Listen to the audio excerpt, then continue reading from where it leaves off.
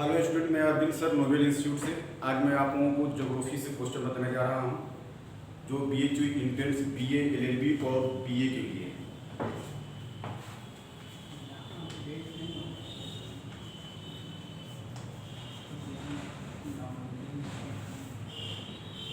हम geography start करेंगे NCERT class 6 से और NCERT क्लास 11 तक जाएंगे। वहाँ देखते हैं कि पढ़ना क्या होता है और वो यहीं से BHU इंट्रेंस में 2 से 3 क्वेश्चन आता है। पढ़ना क्या है उसको हम लोग पढ़ते हैं 11वीं क्लास में फिजिकल ज्योग्राफी यानी भौतिकी भूगोल। भौतिकी भूगोल में क्या है तो अर्थ स्ट्रक्चर पढ़ना है, अर्थ के विषय में हमको नॉलेज लेना है और इसी अर्थ से आपके एग्जाम में 2 से 3 क्वेश्चन मिलेंगे। पहले क्वेश्चन बनाते चलें, सीख लें कि कैसे क्वेश्चन बनाएंगे। हम देखते हैं कि अर्थ जो है सर्कल में है, अर्थ जो है एक वृत्ताकार है और क्वेश्चन आया है 2017 में कि अर्थ अपने सेंटर पे अपने केंद्र पे कितनी डिग्री झुकी हुई है। तो झुकने की बात जो कहा जाए वो है 23.5 डिग्री। ये एग्जाम में आपको पूछ चुका है कि इतनी डिग्री झुकी हुई है और इसी झुकाव का कारण होता है कि सन का लाइट जो है पृथ्वी पर तिरछी पड़ती है। पहला क्वेश्चन हम बनाया क्या बनाया यही कि अर्थ जो है अपने सर्कल पे 23.5 डिग्री झुकी हुई है। सेकेंड क्वेश्चन क्या याद रखना है कि सन की जो लाइट है यानी सूर्य की प्रकाश जो है अर्थ पे तिरछी पड़ती है। यह क्वेश्चन में भी हो सकता है कि आपके एग्जाम में आए। देखते हैं आगे, देखते हैं तो अर्थ को डिवाइड करने वाली जो लाइन है वो वेस्ट से ईस्ट यानी 0 डिग्री से 0 डिग्री के है, जिसको हम लोग कहते हैं इंग्लिश में इक्वेटर लाइन और हिंदी में कहते हैं इसको भूमध्य रेखा।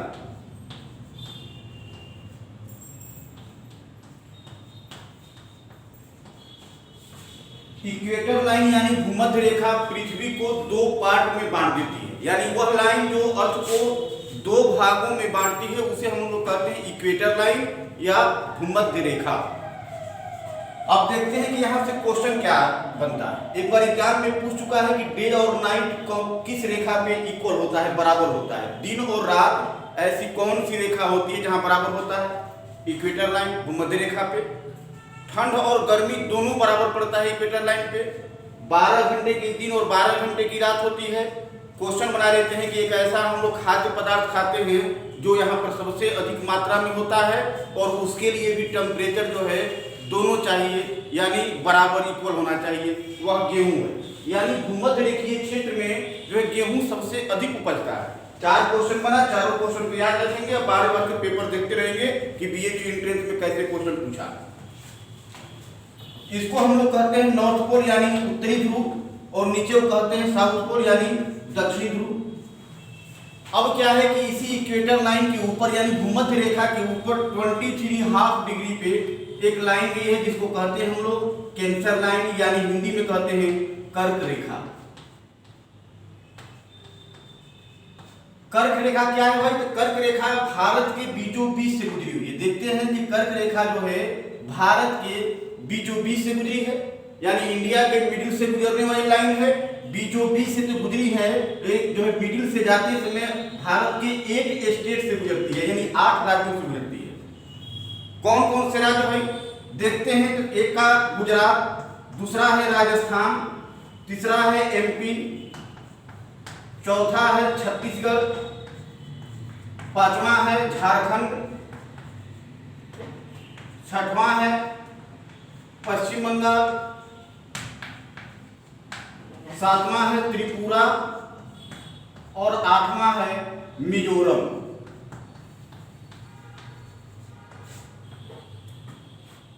इंडिया के एक स्टेट से गुजरने वाली लाइन कैंसर लाइन, भारत के 8 राज्यों से होकर गुजरने वाली लाइन कर्क रेखा और गुजरात के और MP के कैपिटल यानी दोनों के राजधानियों से, एक का राजधानी है कहाँ गांधीनगर है गुजरात का और दूसरे का राजधानी है भोपाल।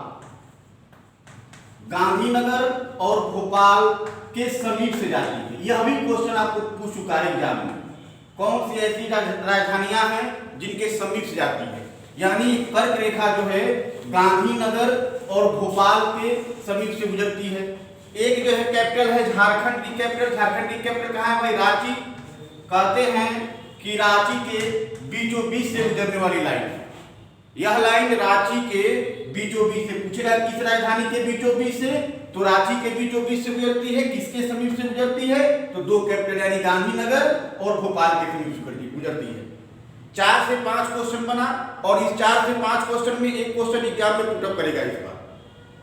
देखते हैं इक्वेटर लाइन क्या हम लोग जो है नॉर्थ पोल में पढ़े, भूमध्य रेखा के उत्तरी क्षेत्र में पढ़े, उत्तरी ध्रुव पे, और नीचे देखते हैं साउथ पोल के, साउथ पोल में कौन सी है? तो यह है 23½ डिग्री पर, यह है जिसको कहते हैं कैप्रिकॉर्न। कैप्रिकॉर्न मतलब होता है मकर रेखा। यह मकर रेखा जो है एक देश है जिसको कहते हैं AUS यानी ऑस्ट्रेलिया। यह ऑस्ट्रेलिया के बीचों बीच से होकर गुजरती है। हम लोग नॉर्थ पोल और साउथ पोल दोनों साइड की रेखा पढ़ ली जो कि इंपोर्टेंट है। अब देखते हैं अर्थ पे, तो बहुत सारी लाइनें खींची रहती हैं। इस लाइन को इंग्लिश में कहते हैं लैटिट्यूड लाइन और हिंदी में कहते हैं अक्षांश रेखा। यह अर्थ पे प्रत्येक 1 डिग्री पर है और प्रत्येक 1 डिग्री की जो डिस्टेंस है वह 111 किलोमीटर की है। याद करना है क्या कि प्रत्येक 1 डिग्री पर रेखा यह है और प्रत्येक 1 डिग्री की जो डिस्टेंस है वह 111 किलोमीटर की है। जो प्रत्येक 1 डिग्री की जो दूरी है वो 111 किलोमीटर की है। अब इसको हम समझ लें। यहां से आपको यूपीएससी में भी, यूपीएससी एग्जाम में भी क्वेश्चन आते हैं और समझ लेते हैं कि बीएचयू एंट्रेंस में किस लेवल तक पहुंचेगा। मैंने बताया कि यह जो अक्षांश रेखा है यानी जो लैटिट्यूड लाइन है वह पृथ्वी पर प्रत्येक 1 डिग्री पर है और प्रत्येक 1 डिग्री की जो डिस्टेंस है वह 111 किलोमीटर की है। देखते हैं काउंटिंग कैसे करेंगे। तो हम देखते हैं कोई भी सर्कल जो है कितने डिग्री का होता है? 360 डिग्री का। और किसी भी सर्कल का जो लेंथ होता है वो कितने डिग्री का होता है? वह 180 डिग्री का होता है। अब 180 डिग्री यहां से यहां और पैरेलल लाइन गई है तो 0 डिग्री से काउंटिंग करते हैं तो 90 डिग्री नीचे आता है, 90 डिग्री ऊपर नीचे आएगा और 90 डिग्री लाइन जो नॉर्थ पोल में जाएगा। तो 19 और 19 काउंटिंग करते हैं, 90 और 90 जोड़ते हैं तो 180 होता है। नंबर ऑफ काउंटिंग स्टार्ट 0 से किया जाता है, वह 0 डिग्री से स्टार्ट करते हैं तो हो जाता है 181। यानी अक्षांश रेखाओं की संख्या हम लोग पढ़े 181। अब क्या होता है बेटा कि इस 90 डिग्री को स्पॉट माना जाता है यानी बिंदी कहा जाता है कि बिंदी बन जाती है। इसीलिए एग्जाम में देखना है कि 179 ऑप्शन में हो तो 179 लगाना है। हमको काउंटिंग करके पढ़ना है, कैसे हम कैलकुलेट करके पढ़ें कि एग्जाम में हमको ये सारी चीजें समझ में आ जाए। मैंने कहा कि अक्षांश रेखा प्रत्येक 1 डिग्री पर इसकी डिस्टेंस याद कर लेंगे और यह कितनी संख्याएं होती हैं यह संख्या याद कर लेंगे। 3 से 4 क्वेश्चन यहां बना। अब हम आ जाए इंडिया में। देखते हैं कि भाई इंडिया के सबसे जो नॉर्थ से और सबसे साउथ से यानी उत्तर से और दक्षिण से जो गुजरने वाली लाइन है उसको देख लेते हैं। तो यहां नॉर्थ से गुजरने वाली जो लाइन है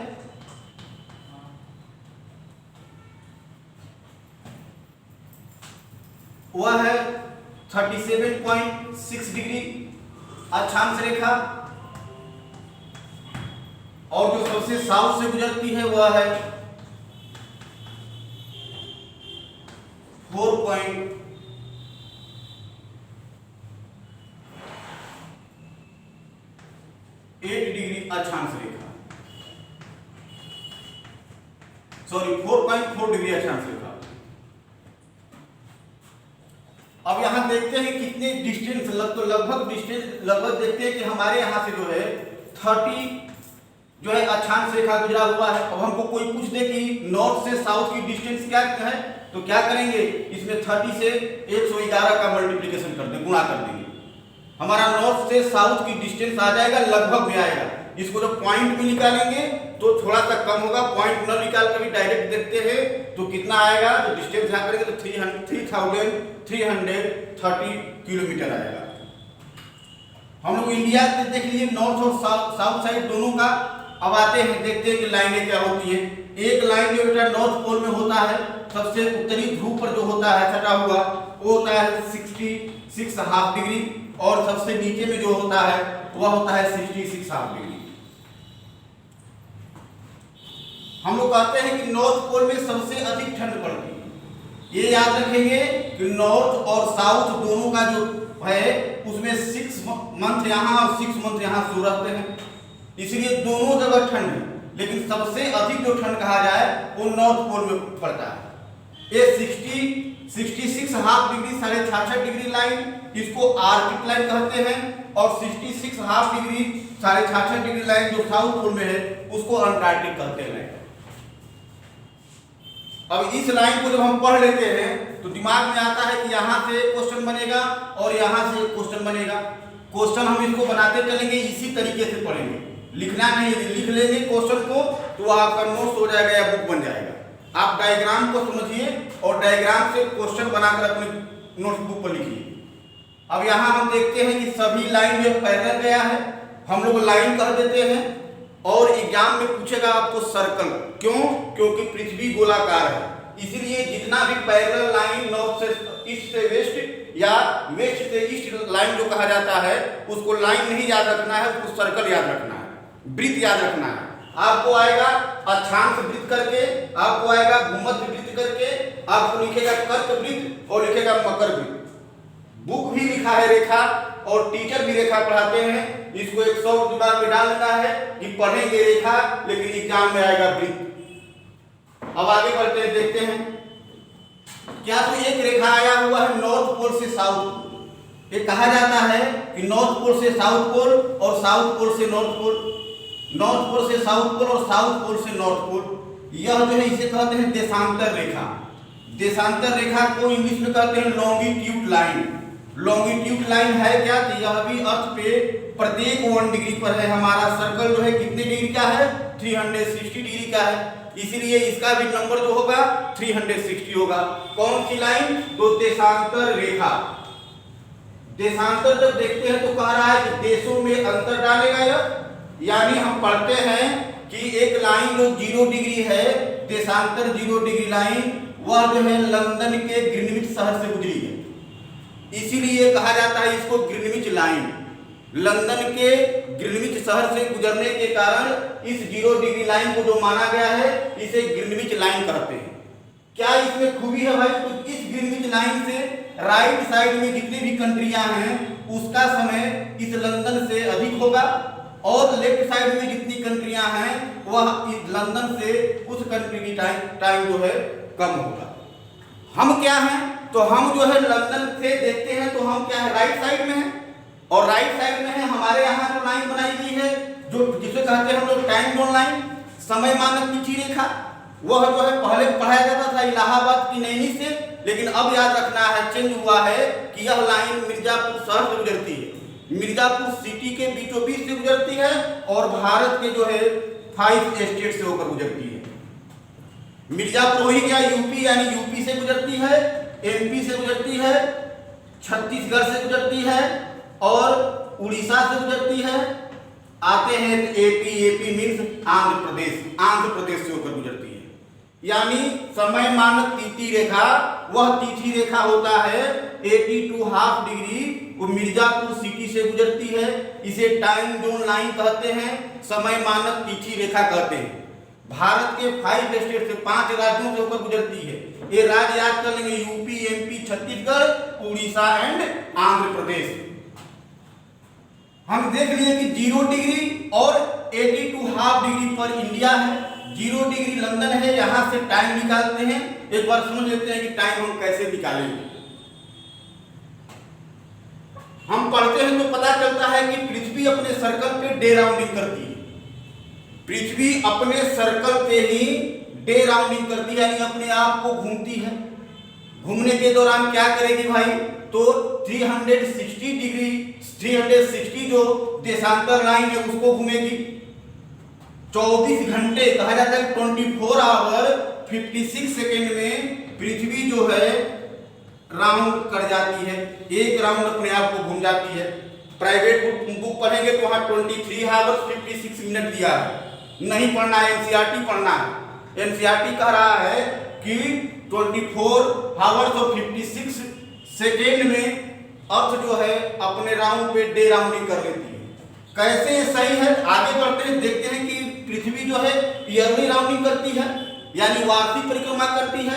पृथ्वी पूरे अपने आप को सूर्य को घूमती है, वह सूर्य को घूमती है। कितना समय लगती है सन को घूमने में? तो 365 डे और 6 आवर्स, यानी 365 दिन और 6 घंटे। यहाँ हम 2356 मिनट रखेंगे तो कभी भी 6 आवर्स ऊपर नहीं होगा, इसलिए याद रखना है 24 आवर्स और 56 सेकेंड।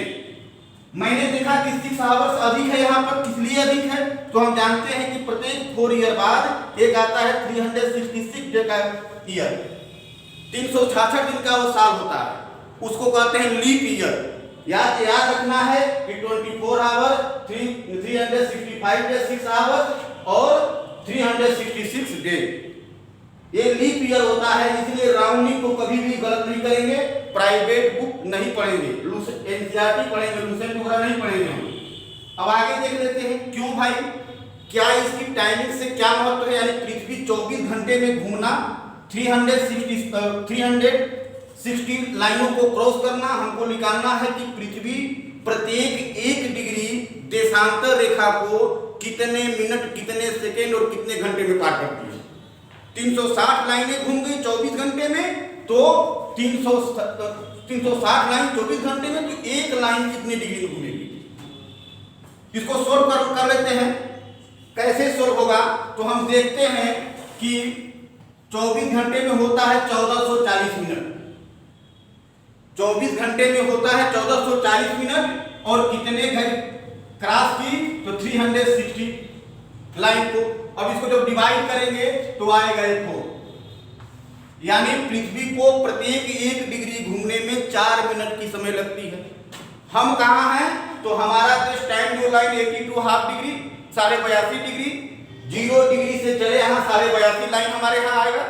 तो क्या करेंगे? अब यहाँ देखेंगे बेटा कि 82.5 में 82 हाफ डिग्री में 4 का मल्टीप्लीकेशन करते हैं तो यह आता है 330। 330 आने का मतलब क्या हुआ? 1 मिनट हुआ।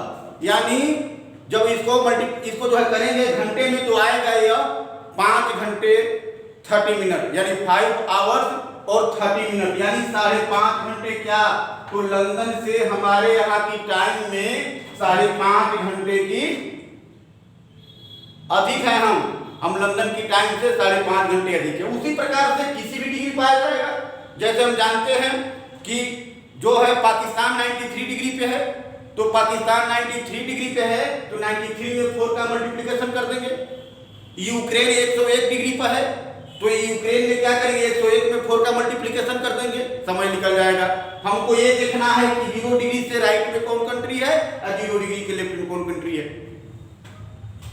टाइम जोन लाइन याद करते हैं हम, तो कहा जाता है कि रसिया में 11 टाइम जोन लाइन है, अमेरिका में 5 टाइम जोन लाइन है, और चाइना में 3 टाइम जोन लाइन है, और हमारे आसपास के जितने कंट्रियां हैं उस सभी में 1 टाइम जोन लाइन है, और भारत में भी 1 टाइम जोन लाइन है।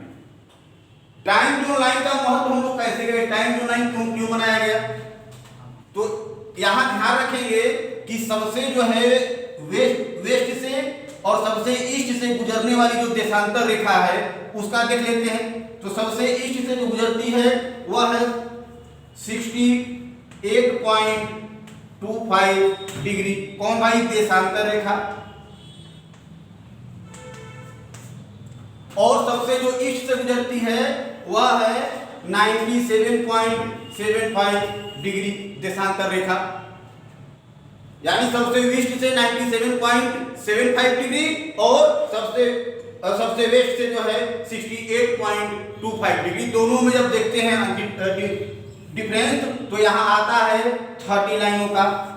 मैंने कहा कि 1 डिग्री जाने में पृथ्वी 4 मिनट की समय लेती है, और 4 मिनट की समय लिए यहाँ 30 लाइन हुआ। जब 30 में 4 का मल्टीप्लिकेशन करेंगे तो आएगा 120, यानी 120 minute. 120 minute equal to 2 hours. मेरे कहने का मतलब है कि यह गुजरात की टाइमिंग में और सबसे ईस्ट में अरुणाचल प्रदेश है, इसके टाइमिंग में 2 घंटे की अंतर हो जाती है। सूर्य अस्त और सूर्य उदय में कोई डिफरेंस नहीं है, समय है भाई आपके यहाँ सूर्य अरुणाचल प्रदेश में पहले दिखाई दे देगा 4 बजे दिखाई दे दे और उसको गुजरात आते आते जो है 6 बज जाए, टाइम सेम चलेगा। सूर्य अस्त और सूर्य जो है उदय में टाइम डिफरेंस रहेगा। आपका सभी जो है टाइमिंग हिंदुस्तान में एक ही चलेगा, इसलिए एक ही टाइम जोन लाइन इंडिया में है। कुछ और थॉट समझ लेते हैं। क्वेश्चन आया था, हम जानते हैं कि 180 डिग्री नॉर्थ साउथ अमेरिका यहाँ और 180 डिग्री नॉर्थ अमेरिका यहाँ। इसका हम देखेंगे, जब ग्लोब देखते हैं कि इसका पार्ट जो है कुछ इसके ऊपर मिला रहता है। अब जब ही यह दोनों लाइनें टकराती हैं तो एक जो है टाइम जोन लाइन बन जाता है, इंटरनेशनल टाइम जोन लाइन, जिसको कहते हैं अंतरराष्ट्रीय तिथि रेखा। पूछेगा दोनों कॉन्टिनेंट है, दोनों महादेश है, उत्तरी अमेरिका और दक्षिणी अमेरिका, और इन दोनों के बीच में ही एक देश है जिसको कहते हैं हम लोग अमेरिका। पूछेगा किन 2 कॉन्टिनेंटों के बीच, तो कॉन्टिनेंट पूछता है तो हम लगाएंगे नॉर्थ एवं साउथ। पूछेगा किस कंट्री के बीच, तो वह अमेरिका है कि अमेरिका के बीचों बीच गुजरती है। क्या हम बोल दिए भाई 180 international time zone line, 180 degree international time zone line, अंतरराष्ट्रीय तिथि रेखा।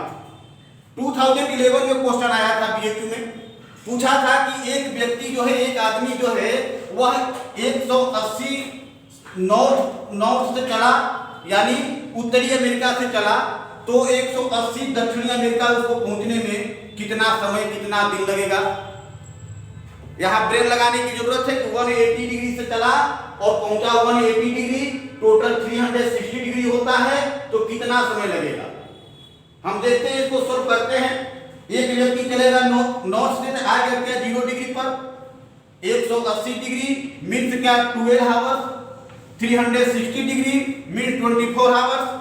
तो हम देखेंगे कि 180 डिग्री पहुंचा यहाँ 0 डिग्री, इसको 12 घंटे की समय लगा।